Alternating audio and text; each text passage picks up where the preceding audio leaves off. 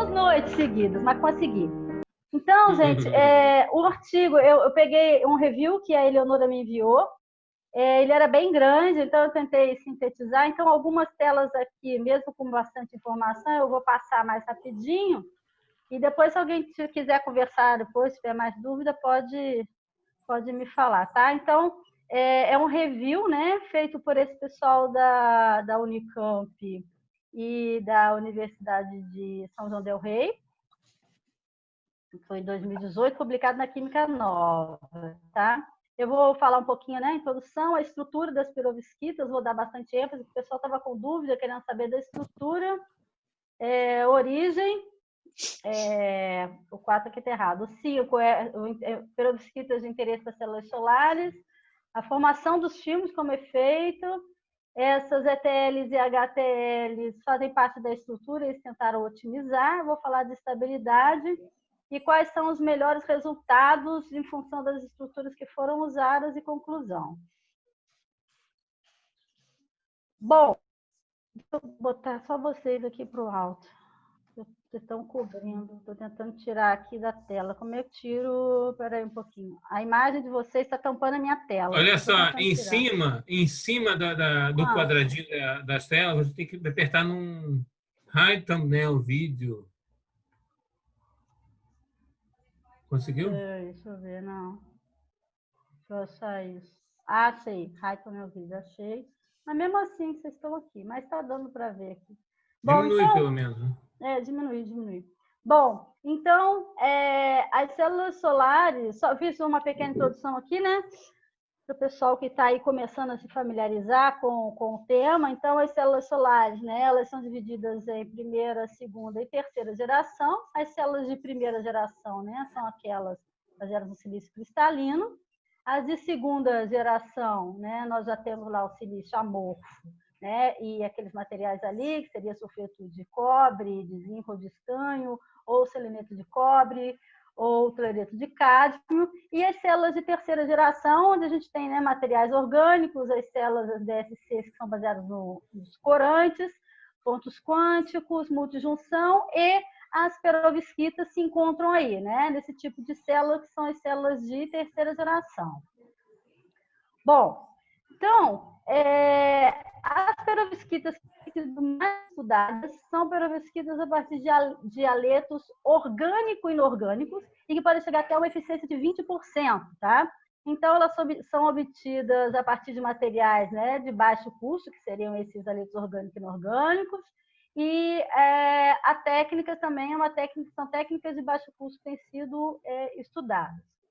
E o interessante é que essas PSCs, elas têm propriedades que são absorventes, né, únicas, e que fornecem várias vantagens exatamente para aplicações optoeletrônicas, tá? E essas propriedades absorventes, elas se devem muito exclusivamente à natureza da perovskita. Então, as perovskitas que têm sido bastante estudadas são as de aleto de metilmônio de chumbo, né? São materiais que têm propriedades bem peculiares, né? Como elevado coeficiente de absorção na região do visível, band gap, né, direto e altamente tunelável, transporte ambipolar de carga, alta mobilidade dos elétrons e um comprimento de difusão, né, que excede a micrômetros em nanocristais.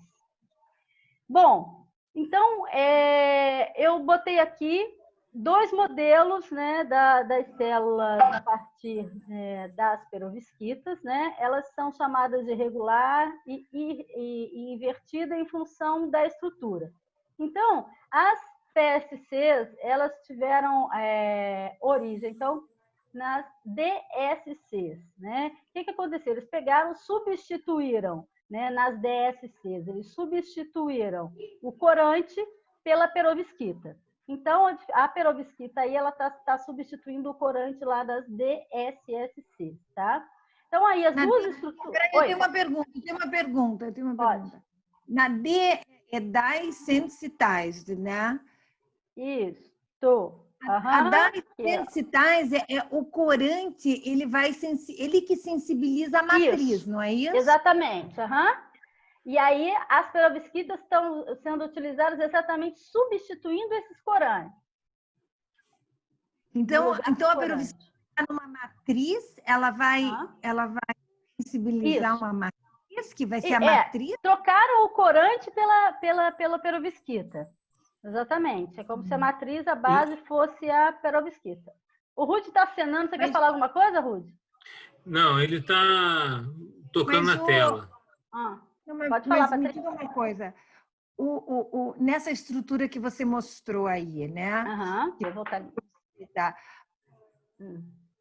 Essa DAI sensitized sensibilizada com corante, o que eu entendia é que o corante estava misturado numa matriz, numa solução. É isso que eu achei também. E como é que você substitui a perovskita? Na mesma solução, é isso, né? Eles passaram a não usar mais os corantes. Eu não sei, de repente, mas é sólido? No decorrer da apresentação, quem sabe vocês conseguem entender melhor. É sólido. É sólido. Primeiro trabalharam com pontos quânticos de perovskita e depois camadas mais foram aumentando isso, fizeram finas camadas e depois camadas mais espessas de perovskita. Sólido. Disseram que eles, mas é como se fosse a base. Tem uma figura daqui a pouquinho que vai mostrar a origem. Logo depois dessa aqui, talvez dê para entender melhor nessa daqui, ó. Deixa eu só mostrar aqui para o pessoal entender bem. Então, existem dois tipos, né? Duas formulações básicas de perovskita, que é uma que é a regular e a invertida. Qual a diferença aqui? Vocês conseguem ver meu cursor, né? Consegue? Mexendo? Claro. Consegue. Então tá. Então, aqui, qual a diferença, então, da regular para a invertida, né? A diferença é que na perovskita que eles chamaram de regular, né? A gente tem aqui essa primeira camada aqui, que é o eletrodo transparente. Ele é desse material aqui, desse FTO. Na invertida, esse eletrodo transparente já é de Ito, tá? A regular, né, logo depois, né, do eletrodo transparente, a gente tem a ETL. A invertida, o primeiro material depois do eletrodo transparente é a HTL. Então, o que é essa HTL e essa ETL? São camadas, né, a ETL, transportadora de elétron, e a HTL, transportadora de buracos. Então, na célula de perovskita regular, a gente tem a camada transportadora de elétrons logo depois do eletrodo transparente. Na invertida, a gente tem a camada transportadora de buracos logo depois do eletrodo transparente, tá? Essa é a diferença básica entre elas.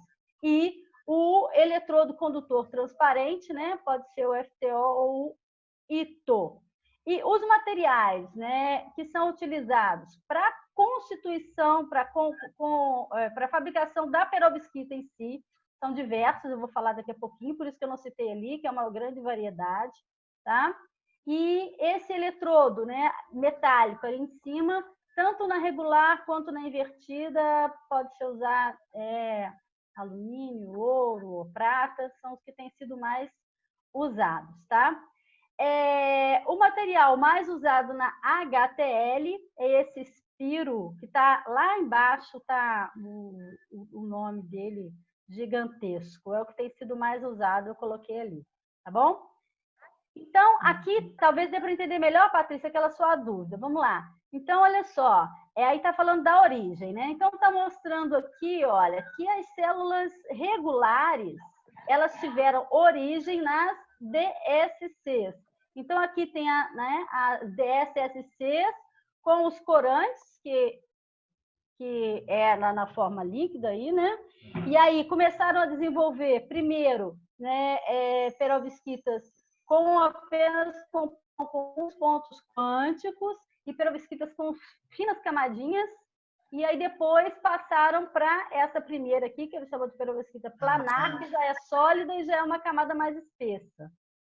E a outra, a invertida, né, tem origem nas células orgânicas regulares. Talvez tenha dado para... Então, peraí. Então, é uma coisa que eu tinha entendido errado originalmente sobre a DAI sensitized. Então, na DAI sensitized, na sensibilizada com corante, na realidade, a solução lá não faz a menor diferença. Tudo se passa dentro do corante? Dentro do corante. Tudo se passa É o corante.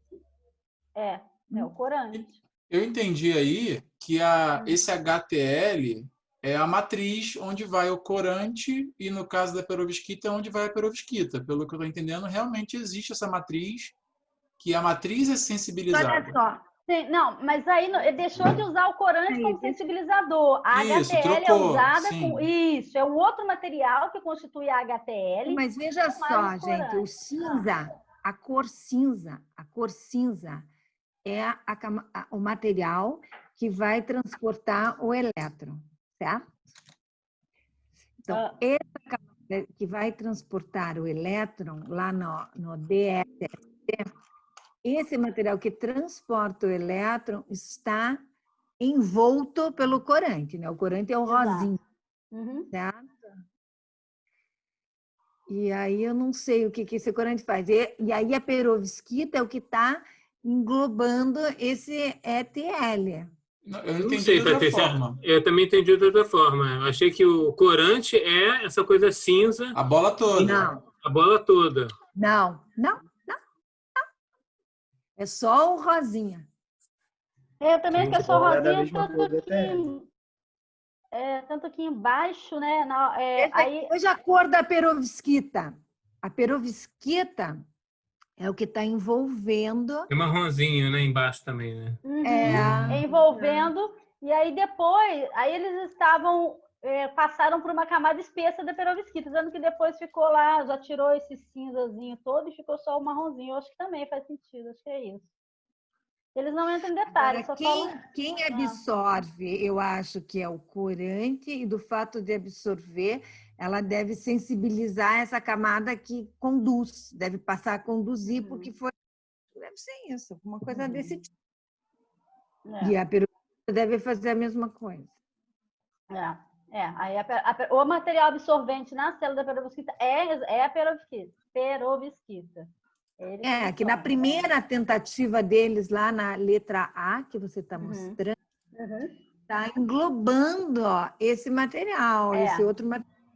Ela ainda estava dentro do ela ainda era o HTL. Na solução, exatamente.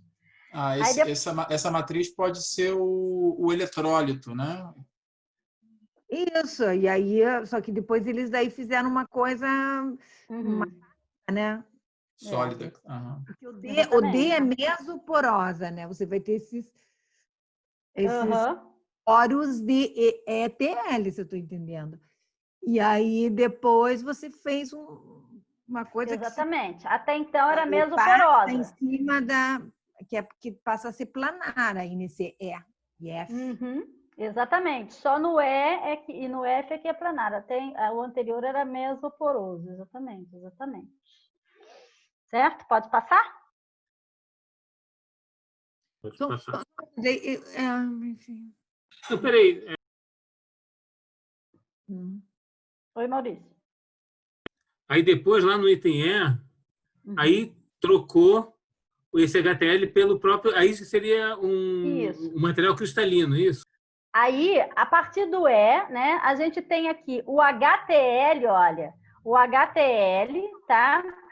Ele é feito, então, por esses dois materiais aqui, esse espiro e esse pedro, que eu esqueci de botar a estrutura desse outro, tá? Então, o HTL passa a ser desse material e a camada espessa ali é a perovskita, é a estrutura da perovskita, sólida, cristalina. Entendeu? O HTL passa a ser aquela camadinha fininha. Certo? Pode passar? Pode. Bom, então, Vamos aqui, o pessoal estava querendo saber, né? Eu acho que, na verdade, a grande dúvida era sobre a estrutura, então, dessas perovskitas. Então, como eu falei aquele dia lá, eu tinha quase certeza que era isso mesmo, que o termo perovskita, né, em geral, a perovskita é um mineral. Então, quando se fala em perovskita, se remete a esse mineral. Mas o termo perovskita, no nosso caso, tem sido utilizado, né, para determinar o grande número de compostos que tem uma estrutura cristalina semelhante à da perovskita mineral, tá? Então, ela tem essa fórmula aí, né, ABC3, tá?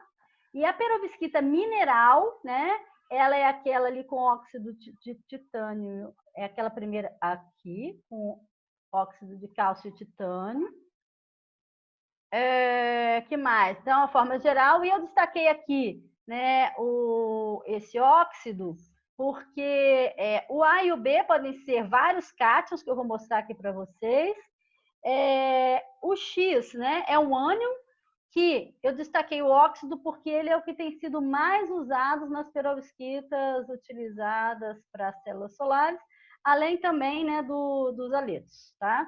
Então, essa figura aqui é uma figura do texto, né, do review, em que ele mostra ali, olha, a variedade, né, de materiais que podem substituir, em azulzinho ali, né, pode substituir o cátion B, né, e em verdinho podem substituir o outro cátion A, e ali em laranjinha... Oi? E verdinho. Oi? Azul. Azul tem azul e tem o verde. Azul e roxo, na realidade. Roxo? Então tá, roxo. O roxo é o B. O roxo é o D, tá? O roxo é o B, que é um cátion. O verdinho é o A, que também é cátion. E o laranjinha, né? Laranjinha, mas você tem mais figura ali para frente, vocês vão entender melhor. O laranjinha são os ânions. Tá? Só para entender, nessa figura A, o laranja é o branco e o vermelho é o verde? Deixa eu botar a próxima figura que vai ficar mais fácil para entender. Essa é do texto. Aí eu ampliei e botei outras figuras para ficar mais fácil para entender. Olha só. Aí acho que melhora, Luciana, né? Volta ali rapidinho. Volto. Porque a dúvida da Patrícia é que está a figura A e a figura B. Você estava explicando a fórmula ABC3. ABC3 da figura referente B. à fórmula, é da figura B, tabela. Uhum. Sim. Pode me falar a tabela periódica, que tem verde, roxo e amarelo. Corresponde ao que na figura A? Na figura A. O verde é aquela cinza da figura Não, o verde é o vermelho. O verde é o vermelho. O azul é o azul. E o amarelo... Eu errei tudo. Não, o verde é o cinza. O verde é o cinza. O verde é o cinza. Falar. Vai lá. O verde é o cinza, exatamente. O verde é o cinza. O azul é o roxinho, acho que isso mesmo. O azul é o roxinho e o verde é o vermelho. Isso, exatamente. Isso, verde e vermelho. Aqui na próxima vai ficar mais fácil para enxergar. Eu botei outras figuras aqui, olha, para vocês entenderem melhor. Né? Inclusive coisa aqui que não está no texto. Então, olha só.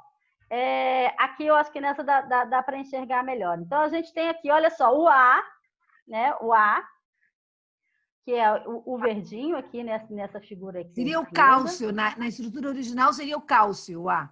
O A, tá. Então, o A, ele pode ser cátions orgânicos, tá? O A, ele pode ser aqui, olha, cátions orgânicos. Na figura original aqui, na anterior aqui, ó, ele colocou, né, essa daqui tá só o sódio, exatamente. O potássio. Beleza, é porque aqui na figura original, ele tá na figura original, a gente tem a estrutura ali só da perovskita mineral, exatamente. Aí seria o o cálcio. Isso mesmo, Patrícia. Então, aqui, olha... Cálcio? Né? Cálcio? Cálcio, no original. Cálcio. Volta ali. Volta ali. O cálcio está azul e verde. Cálcio. Uhum. Ah, tá. O cálcio no original. Na original, na perovskita mineral. Tá? Entendi, mais... tá. Na que mineral. Está ali perto do sódio, perto do potássio também. Isso. Que é na perovskita mineral. Tá? Então, vamos lá. Então, as perovskitas mais usadas para células solares, como eu mostrei lá, prevalece aqui, né? O ânion que prevalece é o óxido, tá? Na maioria delas, tá? Então, os tipos mais utilizados de perovskitas para células solares são baseados, então, em aletos orgânicos e inorgânicos, onde os principais aletos aí, né? Seriam cloro, bromo e o iodo, tá? Aqui atrás, observem que a gente colocou ali o óxido, colocou cloro, bromo e flúor. O flúor é que, em geral, aparece na formação de perovskitas. Mas, nas perovskitas utilizadas para células solares, não entra muito comumente o flúor. Acho que ele nem entra. Então, seria apenas o bromo, o cloro e o flúor foi substituído ali pelo iodo, tá? Então, os íons, né, o X, né, são ânions, que podem ser esses três, ou nós temos também o O2. Na verdade, eu não entendi bem, ele destacou esses três aqui, mas eu li que o O2 é um que tem sido mais utilizado, o óxido, mas ok. E os cátions orgânicos, então, tá? Geralmente, o A, tá? Que é o que fica no meio, tá? Ele é um cátion maior do que o cátion B, e ele é sempre esse A que vai ocupar o sítio cuboctaédrico, tá? Da estrutura da célula unitária. Então, aqui eu tenho a estrutura cristalina da perovskita em uma célula unitária. Então, né, entendendo bem aqui novamente, cátion A é o maior, que fica bem no centro. Depois, nós temos o cátion B, que seriam aqui, né, nesses versos, que é o azulzinho, tá? E o roxinho, então, é o ânion. Deu para entender melhor por essa figura? Acho que deu, né? Acho que essa dá para entender melhor, tá? Então, eu coloquei aqui do lado, tá? Para o pessoal começar a entender um pouquinho, eu coloquei aqui, porque a gente vai ver que as perovskitas, elas podem assumir uma estrutura tetraédrica ou octaédrica, ou podem haver alguma mistura entre elas em função de diferenças, às vezes até de temperatura.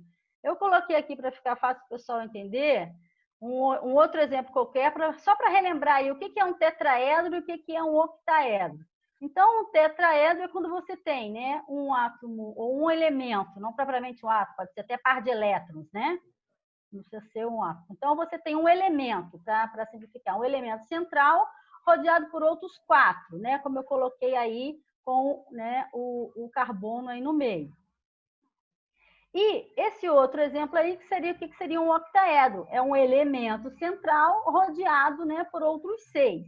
Então, só para ficar claro, para o pessoal entender. Então, nessa figurinha aqui, né, essa figurinha à direita, né, a gente tem a estrutura da perovskita ABX mostrada primeiro aqui, né? Olha só, ela está mostrada como um octaedro e como um tetraedro, tá? Deu para entender? Deu para visualizar isso aí? Que eu acho que isso era uma dúvida que o pessoal estava bastante, né, sobre a estrutura. Ficou claro aí, gente? O octaedro e tetraedro? Pode seguir? Vamos lá. Pode. Beleza. Então, olha só. O tamanho... O pessoal muito calado, né? Desculpa, Luciana, mas olha só, gente. Tem um monte de aluno aqui que pode ter dúvida, tá? Eu acho que a gente tem que ficar... Pode falar, é melhor aproveitar o momento aí que a Luciana está explicando, tá? Só desculpa, Luciana. Tá? Então, beleza. Então, ficou claro aqui a estrutura, né? A forma de tetraedro e octaedro. Agora, por que eu estou chamando atenção para essas estruturas? Né? Porque vai haver uma variedade, né, dessas perovskitas e uma mutação entre elas. E o que faz com que isso ocorra? Primeiro, o tamanho, né, dos cátions A e B vão influenciar na forma como o material vai se cristalizar. Então, vai influenciar na estrutura cristalina. Então, como é que vai se estabilizar essa estrutura dessa perovskita? Como é que você vai ter mais a forma octaédrica, né, ou a forma tetraédrica? Como é que vai ter? Então, existe aqui, ó, a estabilidade cristalográfica da perovskita, ela é estimada por esses fatores aqui, pelo fator octaédrico e pelo fator de tolerância, tá? Então, quando a gente tem esse fator de tolerância aí, tá? 1 é o que a gente tem a estrutura cúbica ideal, tá? Mas, quando esse fator, né, de tolerância está entre 0,81 e 1,1, tá? E o fator octaédrico está ali entre 0,44 e 0,90, nós já temos uma estrutura cúbica. Então, a ideal seria com ele 1, mas a partir de 0,81 até 1,1, nós já temos a estrutura cúbica. Né? E o que são esses parâmetros? Aquele Rx, Rb, Ra, são exatamente os raios iônicos. Então, é o tamanho dos raios, por isso que eu falei em cima. Então, o tamanho dos cátions, né, que vai influenciar na estrutura cristalina. Está errado ali, cristalina ali, está escrito errado ali. Mas, enfim, então, o tamanho delas é que influencia. Então, nós temos esses raios substituídos aí nesses dois fatores, que é para achar o fator octaédrico e o fator de tolerância, que vão me dar, então, né, a provável estrutura. Então, com isso, próximo a 1, a gente vai ter uma estrutura cúbica. Quando eu tenho esse fator de tolerância, tá, maior que 1, está indicando o quê? Que o cátion A, que é aquele grande, aquele central, ele está grande demais para caber nas cavidades entre as unidades octaédricas. E quando esse fator de tolerância, tá, esse Azinho, ele é pequeno demais, vai ocorrer uma distorção octaédrica, que vai resultar, então, né, numa simetria menor, que é a tetragonal, ou até mesmo ortorrômbica. Às vezes ficam migrando entre a ortorrômbica e a tetragonal, tá? Então, aí eu tenho um exemplo, né, de uma perovskita, né, a partir desse material, o X aqui pode ser cloro, bromo, né, ou iodo, né? Temos aqui o chumbo, como, voltando aqui para o pessoal lembrar melhor a formulazinha, ó, o chumbo, então, está substituindo o B, tá? E o A, nós temos aqui o material que destaca, que eu mostrei. Peraí. E o A, né, nesse caso aqui, é o que foi os parâmetros medidos, né, para esses três, substituindo ali o X por cloro, bromo e iodo, temos aqueles 3 valores ali que foram encontrados. Observem que todos os 3 valores, né, tanto para cloro, para bromo e para iodo, estão dentro daquela faixa ali de 0,81 a 1,1, e entre 0,44 e 0,90 o fator octaédrico, tá? Então, com o fator de tolerância dentro desse parâmetro, o fator octaédrico dentro daquele parâmetro, essas 3 substituições de aletos ali, nessa estrutura da perovskita, tá? Vai fornecer uma estrutura cúbica, ok? Deu para entender isso? Deu. Então, botei aqui do ladinho a figura de novo para ficar mais fácil, né? Aqui nessa tabela, botei bem grande aqui, ele mostra, né, alguns fatores estruturais de perovskitas, né, substituindo ali, então, os aletos, né, e os valores encontrados, tá? O parâmetro de rede aqui, ó, delas, o volume, tá? Então, ele mostrou aqui qual as estruturas, então, e observe aqui, ele está já chamando a atenção aqui para a temperatura, ó, tá? Então, a temperatura, eu tenho esse mesmo material aqui, com 3 temperaturas diferentes, eu observo a mudança, né, de uma estrutura cristalina para outra.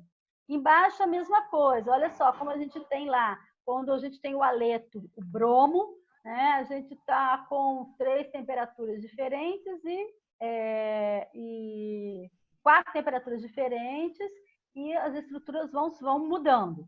E no último caso também com iodo. Então, a temperatura influencia muito na forma cristalina desse material, tá? Isso é uma coisa que eles têm sido bastante comentada e eles têm se preocupado bastante com isso, tá? Então, Luciana, volta lá, só para ficar claro aqui uma coisa, quer dizer, então os 2 primeiros na temperatura ambiente são cúbicos. Na temperatura ambiente. É isso? São. Isso, tá. Temperatura... Quer dizer, se eles forem ser usados para células solares, provavelmente vão ser usados em temperatura ambiente, né? E só que o último lá, que usa o iodo, tetragonal. Esse aí, de repente, se ele estiver no sol, ele pode até chegar a ser cúbico, mas na temperatura ambiente ele vai ser tetragonal. Se ele ficar exposto ao sol, provavelmente ele vai mudar, né? Vai mudar. Isso aí é temperatura, isso é temperatura de operação ou isso é temperatura de produção do material? De operação, não é de produção, não. É ele pronto. Mas a célula solar não vai chegar a uma temperatura maior do que 54 no sol? Chega? Eu acho concentrador? Chega. Com certeza. Não, mesmo sem concentrador. Sim. Mesmo sem. Uau. A célula, painel de silício, já a ordem de temperatura é 80 graus, 70 graus. É tudo isso? Gente, não achava que chegava a tanto. Então isso é uma coisa que eles têm se preocupado bastante com essa mudança na morfologia aí da estrutura, né, cristalina. Bom, então as perovskitas de interesse para células solares, tá? O cátion, né?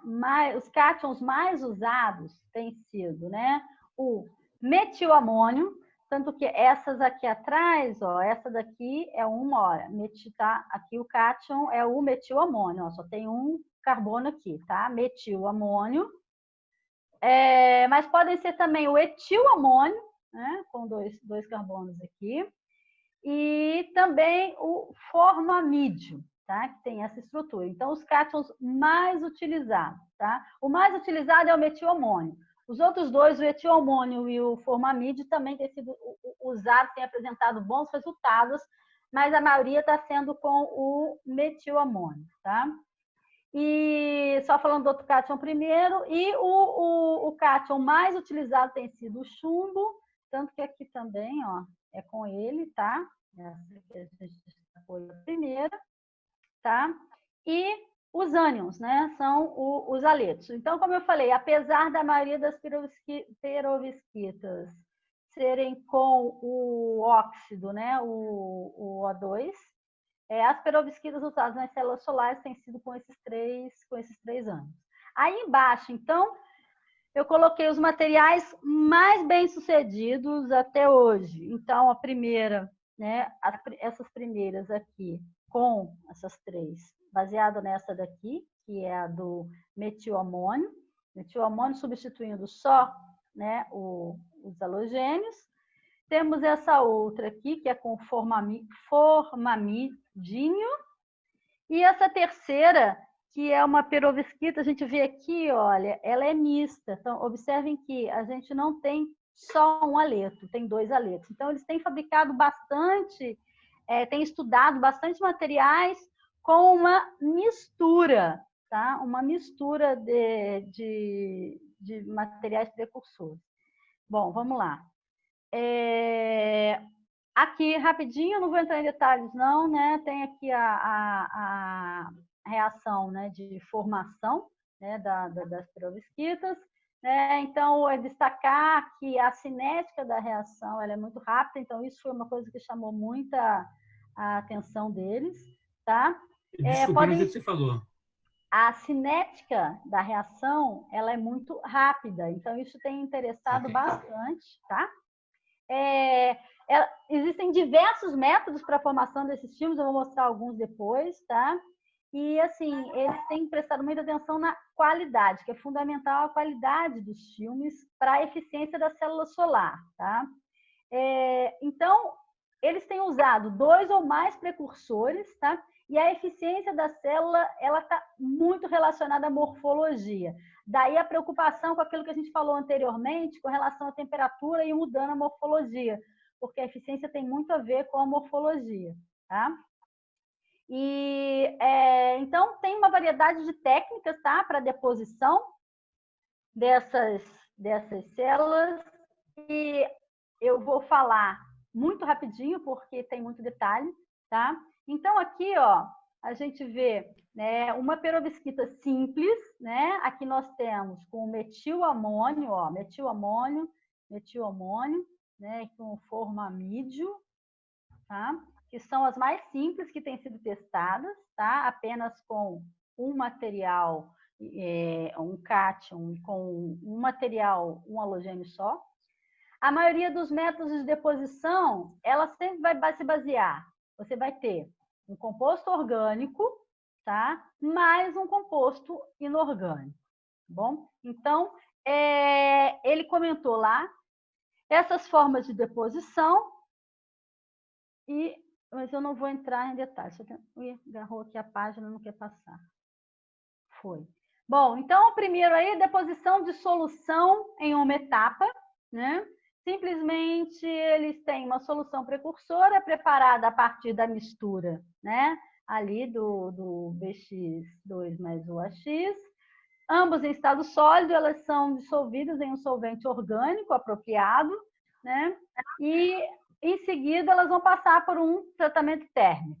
Vão produzir a fase final, que é a perovskita. Eles não entram em detalhes, eles apenas fazem esse tipo de comentário, tá? E diz que requer otimização de múltiplos parâmetros, etc. O artigo só fala, assim, dá uma pincelada sobre essa primeira forma, que é a deposição de solução em uma etapa. Aí, provavelmente essa, Luciana. Oi, pode falar. Provavelmente essa foi aquela solução usada no paper que o Christian falou semana passada, né? Uhum. Que parecia que era uma solução só líquida e depois ela evaporava em cima de um filme, né? Não sei. Exatamente, não sei. Aí, olha, a segunda é uma deposição sequencial de soluções em 2 etapas. O que eles fazem? Inicialmente, eles pegam uma camada, né, do BX2 depositada sob condições apropriadas, e aí esse filme de BX2 é imerso na solução de AX. Ou ele é imerso, ou pode ser usado spin coat. Ele falou que são essas duas formas, tá? Então, isso seria em 2 etapas. Depois, a deposição de vapor em fase dupla, tá? Então, a gente tem os precursores, eles vão ser evaporados de forma simultânea. Então, tem 2 fotozinhas aí do lado da figura. Os precursores são evaporados de forma simultânea a partir das fontes separadas com temperaturas de aquecimento diferentes. Então, ele mostrou aí na figura C, eu acho que primeiro ele está mostrando como se fosse uma única etapa. Mas, na verdade, ele descreve aí para as 2 etapas. Então, a gente tem a primeira etapa, né, que eles são, primeiro evapora no caso aqui, ele mostrou aqui do óxido de titânio, depois o outro, a base, né, do iodeto de chumbo, e o método vai resultar em filmes extremamente uniformes e nanocristalinos. Ele não entra em detalhe no artigo também, ele só cita que é preparado dessa forma, tá? E ele comenta aí sobre a evaporação térmica, né? Requer um vácuo bastante elevado, o que ele disse que ele chamou de um fator limitante para a preparação da perovskita a partir desse método. Depois, o processo de deposição assistido por vapor, né? Esse parece que é o método, pode ser considerado a modificação daquela primeira lá, daquela deposição sequencial. A diferença aqui é que na segunda etapa, tá, a gente tem a substituição da segunda etapa por uma deposição de vapor. Então, como é que é feito? Um filme, né, do MX2 é depositado por spin coat, e aí, em seguida, esse filme é exposto a uma atmosfera de N2 que vai estar rica no outro material, no AX, sob elevada temperatura. Então, mais ou menos isso. tá? E está dizendo que esse filme, a partir desse processo, é o que tem se apresentado mais estável, tá? É o que tem uma cobertura mais completa na superfície, tá? Com os grãos bem definidos e uniformes, vai ter baixa rugosidade em comparação com os outros métodos. Então, esse aí é o que tem sido mais destacado. Então, resumindo, né, deposita primeiro com o spin coat e no segundo vai expor, então, uma atmosfera de nitrogênio, um vapor do segundo material. Então, tem um outro também, que é o método de engenharia Luciana, de posso só solvente. voltar no anterior? Pode, Só porque, pode. olha só, você foi um filme inorgânico. Uhum. Aí você evapora digamos, a parte orgânica. Isso, né? sobre a coisa ela. do amônio lá. Isso. Uhum. Isso aí forma uma camada, uma monocamada de perovskita, não, né? Isso já forma um filme espesso. Isso se forma deve se misturar. Isso forma um filme espesso de perovskita, exatamente. Então tem difusão, na realidade. Vira uma perovskita. Não, a questão é que se isso aí virava uma monocamada de perovskita, existe um micro. Uma camada espessa. Qual é a espessura, né? dessa? Isso. Eu também, ele não falou dessa espessura. Não falou. É só para ver se o pessoal está ligado. Só voltar aqui, gente, só para vocês lembrarem aqui da parte orgânica. Olha, o pessoal que está assistindo aí, olha, lembrem aí que a gente tem. Ela é formada pela parte A, que é inorgânico, tá? E a parte B, orgânica. Vai se juntar na parte orgânica e a parte inorgânica, tá? O que a gente chamou de AXBX. Só, tá. Então tá, eu não sei essa espessura, eu não sei. Ok. Eu imaginava que você fazia um filme inorgânico espesso e esse vapor orgânico ele difundia, mas as moléculas são muito grandes, né? Pois é. Eu acho que eu não sei como funciona, mas eu sei que vai ser. É capaz vapor... que seja uma temperatura que as coisas estão meio soltas, né? E vão se modificando, né? Isso aí deve ser a temperatura elevada, não? Perfeito? Ele diz só, ele não citou também detalhes sobre qual seria essa temperatura. Tá aí, sob elevada temperatura, né? Que você escreveu. Elevada, mas não disse qual o valor. Aí esse filme inorgânico vai se transformar, porque ele vai incorporar o iodo lá para fazer I3 ou bromo, sei o quê. Claro. E o orgânico vai ficar ali no centro, né? Que é aquele átomo grande. Então, isso é o que tem mais interesse, eu acho que eles têm focado bastante. Como eu falei, como o review ele é bem grande, então ele não dá muito detalhe, ele fala muita coisa de maneira ampla, geral, mas ele não foca no detalhe, são 14 páginas, então ele vai falando um pouco de cada coisa.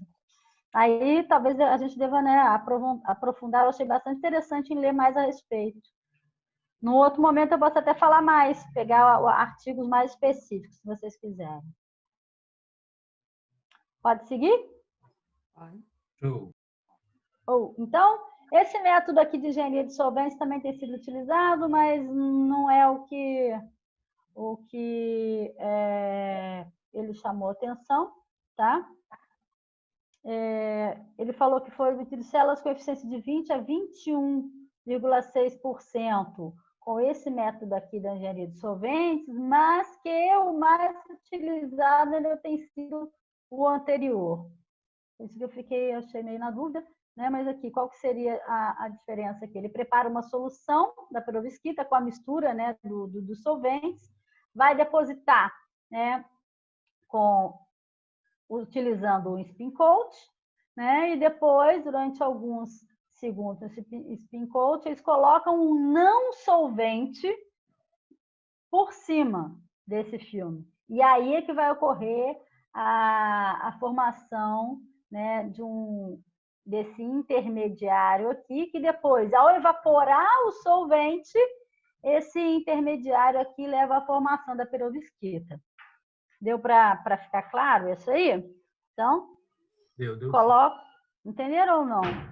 Sim. Tá bom? Tá? Então, no final, bota o solvente, depois evapora esse solvente, e aí é que a gente tem a perovskita formada, depois da evaporação do solvente. Tá? Eu citei aqui os pontos quânticos, mas, na verdade, é algo que foi utilizado bastante só nas perovskitas iniciais. Tá? Então, eu acho que não quer dar muita atenção. As perovskitas com pontos quânticos só conseguiram uma eficiência em torno de 6%, e aí depois eles perceberam que era melhor fazer as camadas espessas de perovskita. Mas eu só quis citar aqui, porque ele comenta lá, né, sobre esses pontos quânticos. Bom, então aqui, rapidinho, eu vou falar só das datas e não vou falar muito detalhe, só para vocês verem a evolução com relação à eficiência, tá?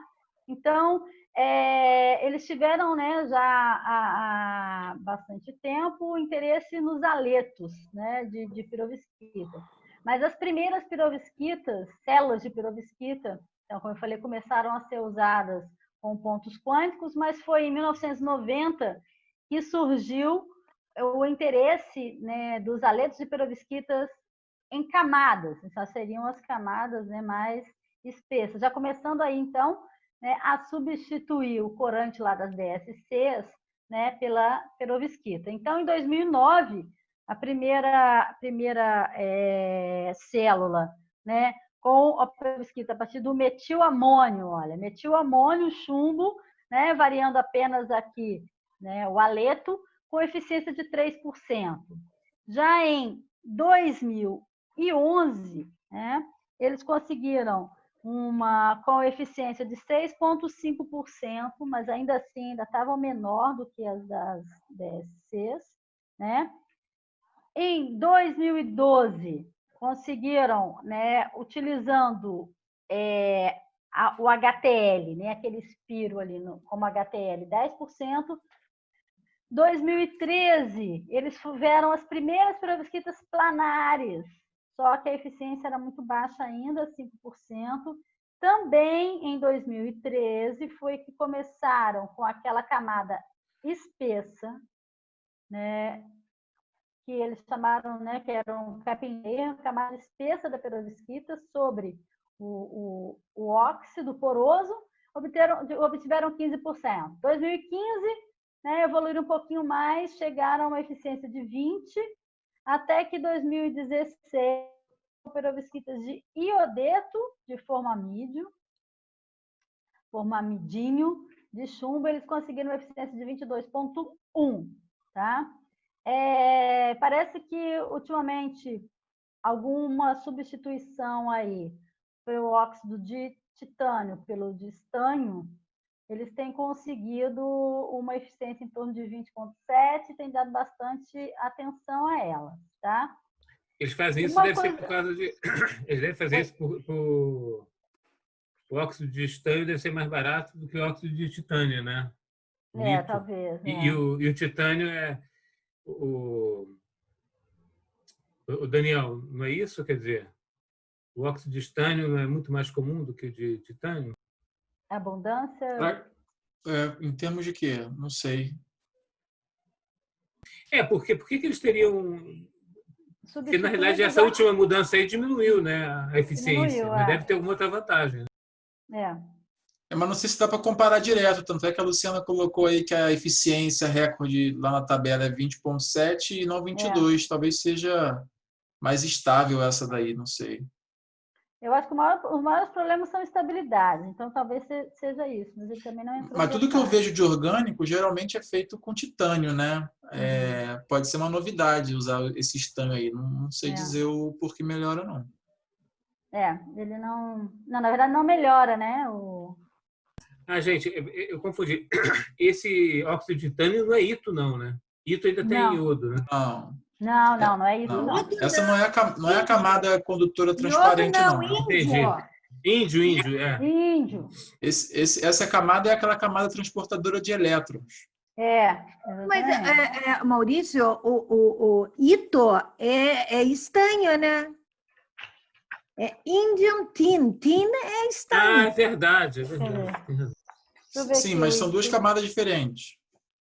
Não, eu sei, mas não, só porque eu acho que ele estava pensando que o T do Ito era Ah, Eu sim. confundi tudo, É tudo errado. estanho. o ito é óxido de índio titânio. Estanho.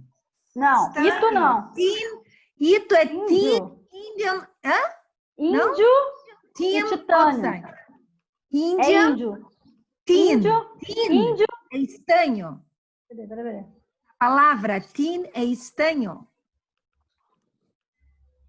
Bom, mas acho que é óxido de Em índio titânio. inglês, tin é estanho, gente. Mas é índium também, do inglês. Índio, estanho, Titânio. oxigênio. Isso é o ito. Não, o ito é titânio. Não. É não? Bom. Não, depois a gente entra nisso aí, gente. Tá bom, beleza.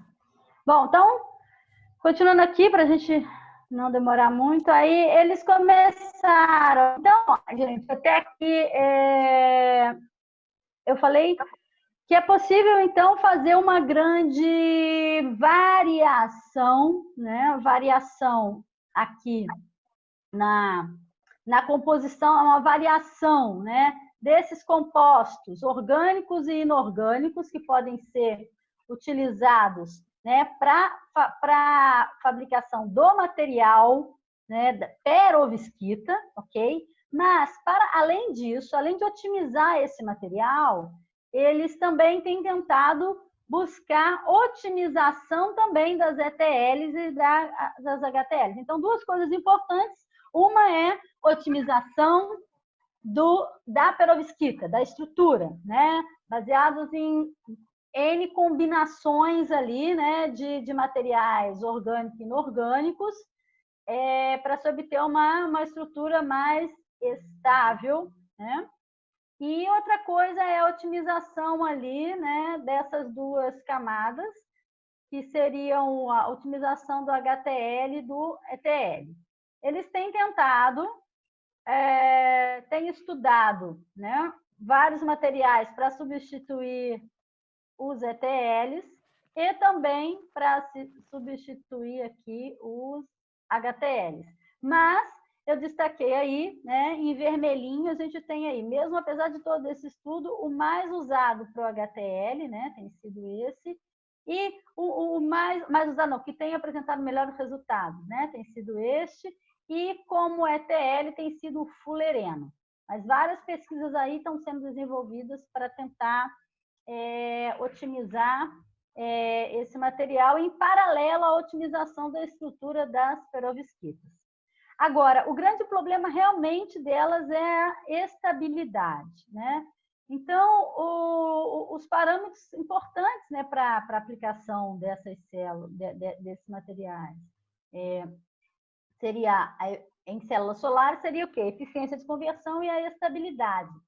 Eles conseguiram, sim, alcançar a eficiência maior de 20%, mas são muito instáveis, tá? Então, por exemplo, elas degradam muito facilmente, esse é o maior dos problemas. Degradam muito facilmente quando expostas à umidade e oxigênio. Por quê? Exatamente, principalmente por causa do grupo, né, amina que está presente aqui nelas, na parte orgânica, tá? Ele é bastante higroscópico. Outro grande problema, então aqui está a reação, né, de decomposição dela aqui em função da presença da umidade. Outro grande problema é o aumento da temperatura, que a gente viu lá, que causa distorções e mudanças na morfologia da estrutura cristalina, né? Outro problema também é até mesmo a presença de radiação UV, pode degradar, tá? E também, né, no processo lá de preparação, elas podem sofrer dissolução com alguns solventes, solutos, etc. Então, esses são grandes problemas enfrentados, que seriam, né, com a estabilidade. Aqui nessa tabela, para finalizar, que eu acho que já está longo, né, o pessoal tem apresentado mais rapidinho. Nessa tabela aqui, para finalizar, então, olha, nós temos as perovskitas aqui, que obtiveram maiores resultados. Então, né, ele mostrou aí, né, os valores, corrente de escuro, né, tensão de circuito aberto, mostrou fill factor e a eficiência. Então, a gente dá para dar uma comparada aí e ver, olha, que o maior eficiência foi com esse material, onde nós temos aqui, como eu falei com vocês, pode-se usar uma mistura, tá? Uma mistura de aletos. Então, esse foi o que apresentou maior eficiência. Então, ele está mostrando aqui, ó, qual foi a estrutura, tá? Então, depois, cabe a gente, de repente, dar uma analisada, né, com mais cuidado aí nesses materiais, para ver o que a gente acha mais interessante.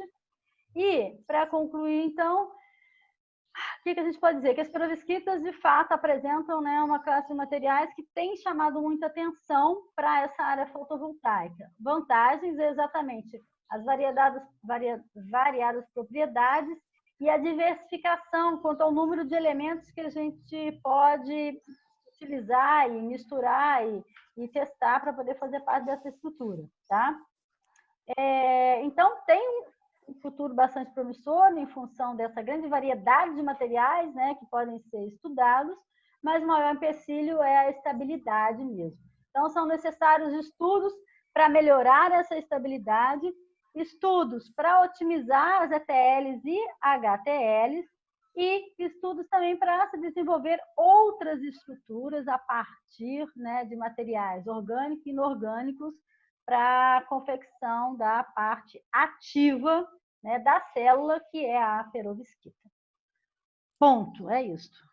Muito bom, hein? Gostei Muito bem. Excelente, Mara. Luciana, excelente.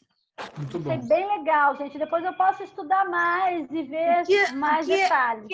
A dúvida que Estou botando palminho. é mais sobre o... Também. Agora vocês estão vendo minha tela? Então, Vamos. Então, era a Luciana hoje, falando sobre perovskita. E aí, a próxima seria a Bia. Então, o que eu vou fazer? Eu vou incluir meu Então, nome de novo pro dia. Isso. E todo mundo vai ganhar uma semana a mais para apresentar. Muito Então. bem.